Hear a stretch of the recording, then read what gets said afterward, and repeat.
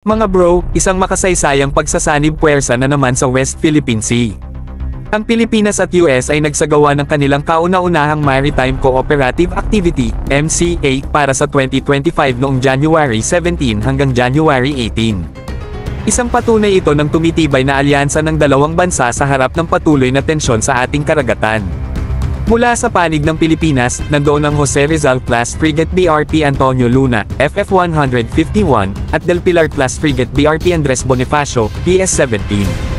Kasama nila ang Nimitz-class aircraft carrier USS Carl Vinson, CVN-70, Ticonderoga-class cruiser USS Princeton, CG-59, at Arleigh Burke-class destroyer USS Sterett, DDG-104, ng US Navy.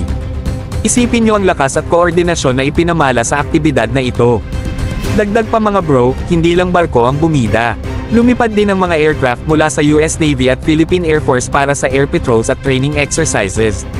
Ipinakita nito ang kahandaan ng magkabilang panig sa pagtugon sa mga maritime threats at pagprotekta sa kalayaan ng paglalayag sa rehiyon. Malaking bagay ang ganitong klaseng aktibidad para sa Pilipinas. Hindi lang ito pagpapakita ng lakas kundi pagsasanay din sa interoperability ng ating hukbong dagat at himpapawid kasama ang US. Sa ganitong paraan, mas natututo ang ating mga tropa sa mga advanced tactics at technologies na kailangan sa modern warfare. Dagdag pa, ito'y simbolo ng pagkakaisa sa pagtugon sa mga hamon sa West Philippine Sea.